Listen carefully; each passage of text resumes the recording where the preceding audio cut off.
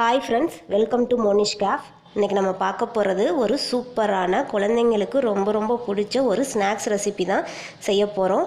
வாங்க ஃப்ரெண்ட்ஸ், அது எப்படி செய்கிறதுன்னு பார்க்கலாம். அதுக்கு முன்னாடி என்னோடய சேனலை ஃபஸ்ட் டைம் பார்க்குறீங்கன்னா மறக்காமல் மோனிஷ் கேஃப் சேனலை சப்ஸ்கிரைப் பண்ணி பக்கத்தில் இருக்க பெல் பட்டனை கிளிக் பண்ணி ஆள்னு கொடுங்க. அப்போ தான் நம்ம போடுற புது வீடியோஸ் உங்களை வந்து சேரும். இந்த ரெசிபி செய்ய நான் ஒரு மாம்பழம் எடுத்திருக்கேன். இப்போ இந்த மாம்பழத்தில் உள்ளே இருக்க சதப்பகுதியை மட்டும் தனியாக எடுத்து வச்சுக்கணும். இப்போ நான் ஸ்பூனால் உள்ளே இருக்க சதப்பகுதியை தனியாக எடுத்து வச்சுருக்கேன் பாருங்கள். இப்போ இதை நான் ஒரு மிக்சி ஜாருக்கு மாற்றிக்கிறேன்.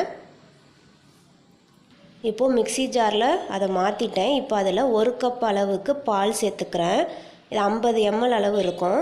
அது கூடவே நான் 2 டீஸ்பூன் அளவு சுகர் சேர்த்துக்கிறேன். கொஞ்சமாக உப்பு சேர்த்துக்கோங்க. இப்போது இதை நல்லா பிளெண்ட் பண்ணி எடுத்துகிட்டு வந்துடலாம்.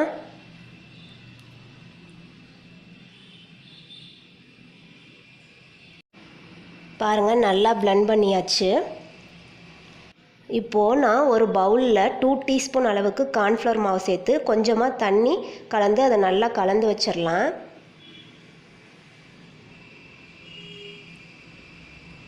இந்த மாதிரி நல்லா கலந்து வச்சுக்கோங்க. இப்போது நம்ம மிக்சியில் பிளெண்ட் பண்ணதை குக்கிங் வெசலுக்கு மாற்றி சிம்மில் வச்சு அதை நல்லா கிளறி விடுங்க. கைவிடாமல் நல்லா கிண்டி விட்டுக்கிட்டே இருக்கணும்.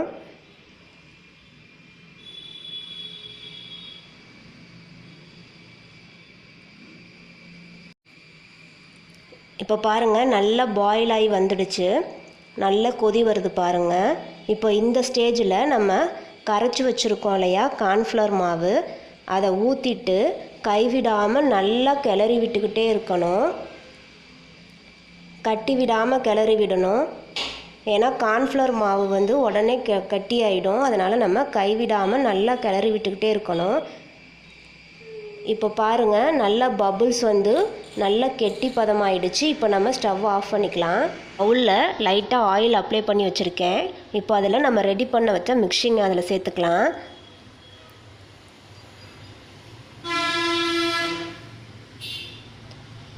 கொஞ்சம் எக்ஸஸாக இருந்துச்சு, அதை நான் ஒரு கிளாஸுக்கு மாற்றிக்கிட்டேன். இப்போது இதை நல்லா ஆற வச்சுட்டு ஃப்ரிட்ஜில் ஒரு 2லேருந்து 3 மணி நேரம் வச்சுருக்கணும். நான் 3 ஹவர்ஸ் வச்சுருந்து எடுத்திருக்கேன். இப்போது இந்த ஓரத்தில் இருக்கிறதெல்லாம் நல்லா கத்தியால் எடுத்து விட்டுட்டு ஒரு பிளேட்டை வச்சு அதை தலைகீழாக கவுத்துடுங்க. இப்போ அது ரிமூவ் ஆகி வந்துடும். அவ்வளோதான் ஃப்ரெண்ட்ஸ், சூப்பரான மேங்கோ புட்டிங் ரெடி ஆயிடுச்சு. இதில் நீங்கள் இதை சின்ன பீசஸாக கட் பண்ணி சுகரில் டிப் பண்ணி குழந்தைங்களுக்கு கொடுத்தீங்கன்னா இன்னும் அவங்க ரொம்ப விரும்பி சாப்பிடுவாங்க. இந்த ரெசிபியை ட்ரை பண்ணி பாருங்கள். எப்படி இருக்குன்னு கமெண்ட் செக்ஷனில் சொல்லுங்கள். இந்த ரெசிபி பிடிச்சிருந்தால் லைக் பண்ணுங்கள். உங்கள் ஃப்ரெண்ட்ஸ் அண்ட் ஃபேமிலி கூட ஷேர் பண்ணுங்கள். மறக்காமல் மோனிஷ் கேஃப் சேனலை சப்ஸ்கிரைப் பண்ணி பக்கத்தில் இருக்க பெல் பட்டனை கிளிக் பண்ணி ஆள்னு கொடுங்க. அப்போ தான் நான் போடுற புது வீடியோஸை உங்களால் பார்க்க முடியும். Thank you friends.